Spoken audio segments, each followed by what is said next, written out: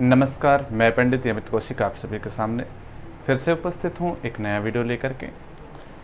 पिछले वीडियो में हमने पढ़ा था पूर्ण योगकारी जो ग्रह हैं वो किस राशि के अंदर कौन सा ग्रह पूर्ण योगकारी होता है। आज हम दशाओं के बारे में पढ़ेंगे कि किस ग्रह की दशा कब आती है। तो इसके लिए सर्वप्रथम मैं आपको एक लाइन दूंगा और उसके आधार पर आप दशाओं के क्रम को आप याद कर सकते हैं कि किस ग्रह के बाद में कौन सी ग्रह दशा आएगी।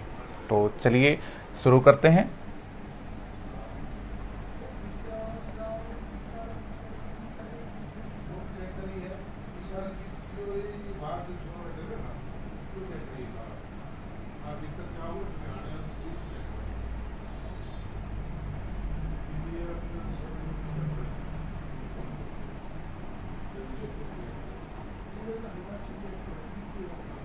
तो सर्वप्रथम जो मैंने बताया था वो लाइन यही है, आचंभो राजीस और भू के शु। तो आ से आदित्य, च से चंद्रमा, भो से भौम अर्थात मंगल, रा से राहु, जी से जीव अर्थात गुरु को जीव भी कहा गया है। तो यहाँ पर जी, से शनि, भू से बुध, के से केतु है और अंत में शुक्र है। तो चलिए बात करते हैं आदित्य की। तो सर्वप्रथम दशा आदित्य अर्थात सूर्य, फिर दशा आएंगी चंद्रमा की,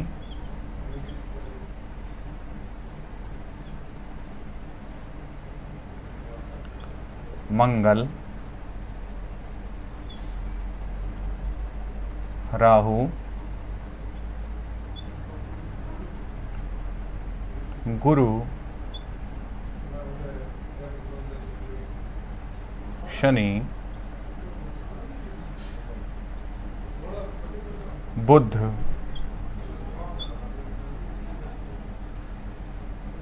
केतु और अंत में है शुक्र। ठीक है। तो देखिए, जन्म के समय जब भी कोई जातक जन्म लेता है, कोई बच्चा जन्म लेता है, तो जिस समय में चंद्रमा जिस नक्षत्र के अंदर होते हैं उसी नक्षत्र के स्वामी की दशा हमको मिलती है।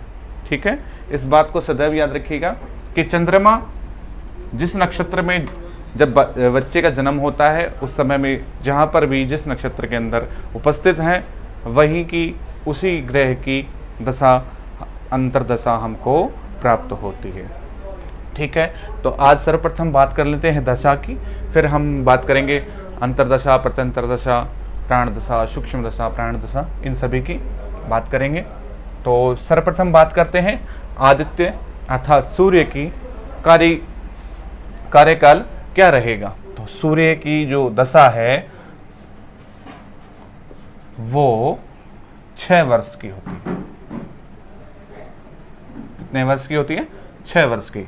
सूर्य की जो काल है अर्थात जो दशा है वो 6 वर्ष तक चलेगी। बात करते हैं चंद्रमा की। तो चंद्रमा की 10 वर्ष तक। ठीक है, चंद्रमा का जो टाइम पीरियड है वो 10 वर्ष तक रहेगा। मंगल का समय है 7 वर्ष। बात करते हैं राहु की। तो राहु है 18 वर्ष।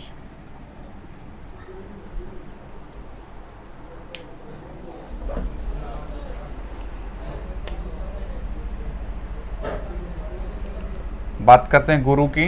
तो गुरु की जो टाइम पीरियड है वो 16 वर्ष का रहेगा। शनि का 19 वर्ष, बुध का 17 वर्ष, केतु का 7, अर्थात मंगल और केतु सम हैं, अर्थात मंगल ये तो 7 वर्ष और केतु जो है वो भी 7 वर्ष, और सबसे अधिक जिसकी दशा चलती है वो है शुक्र, अर्थात 20 वर्ष। ठीक है, सूर्य की दशा चलेगी 6 वर्ष तक, चंद्रमा की 10 वर्ष तक, मंगल 7 वर्ष तक, राहु 18, गुरु 16 वर्ष, शनि 19, बुध 17, केतु 7 और शुक्र जिनकी सबसे अधिक जो है वर्ष की गणना है अर्थात 20 वर्ष। अब इन सभी का हम टोटल करते हैं तो 120 आता है। तो पाराशर जी ने कलिकाल के अंदर अर्थात कलयुग के अंदर एक जीव की जो आयु लगाई है, जिसकी गणना की है, जिसके आधार पर वो 120 वर्ष ही लगाई है। तो व्यक्ति की कुल आयु 120 वर्ष। ठीक है, इन सभी की टोटल। ठीक है, तो आप इस चीज को अवश्य याद कर लें ताकि आपको सदैव याद रहे कि आदित्य के बाद में किस ग्रह की दशा आएगी, जीव के बाद में किस ग्रह की दशा आएगी, शुक्र के बाद में किस ग्रह की दशा आएगी। तो आपको इस चीज़ में थोड़ा आसानी रहेगी प्रेडिक्शन करने में।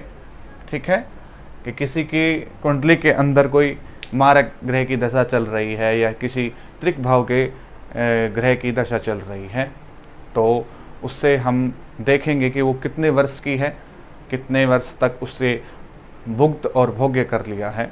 ये सभी चीज़ें हम देखते हुए चलेंगे और फिर देखेंगे कि उसका शुभ समय कब आने वाला है। हालांकि दशा ही नहीं, अंतरदशा भी उसके अंदर काफ़ी अपना अहम योगदान निभाती है, उसका भी एक अपना रोल है। ठीक है, तो उसके बारे में भी हम चर्चा करेंगे आगे। आज सिर्फ ये देखें कि दशाओं का जो क्रम है और जो दशाओं के जो वर्ष हैं अर्थात कितने समय तक कौन सी दशा किसी व्यक्ति के को रहेगी। ठीक है, तो इस चीज़ को याद कर लीजिएगा। आचंभो राजीस भूकेशु। ठीक है, तो आज की वीडियो में इतना ही। मैं आशा करता हूँ आप सभी को सब कुछ धीरे धीरे समझ में आ रहा होगा और मैं आपसे निवेदन करता हूं कि आज अगर आप हमारी वीडियो यहां से देख रहे हैं तो आप क्रमबद्ध तरीके से प्रथम अध्याय से हमारा वीडियो देखना प्रारंभ करें और फिर धीरे धीरे सभी जो वीडियोस हैं, जो अध्याय हैं, उनको 1 बाय 1 सभी को स्टेप बाय स्टेप आप पढ़ते चलें और धीरे धीरे बिल्कुल आसान तरीके से मैंने समझाया है और सभी चीज़ें आपको बहुत ही सरल रूप में समझ में आने लगेंगी। ठीक है, और जल्दी ही हम प्रेडिक्शन का भी कार्य शुरू करने वाले हैं। तो अभी कुछ ये चीज़ें बची हुई हैं जो मैं अभी लेकर के चल रहा हूँ और इसके तुरंत बाद में हम प्रेडिक्शन के बारे में बात करेंगे। तो आज की वीडियो में इतना ही, अगली वीडियो में फिर से मिलेंगे, तब तक के लिए नमस्कार।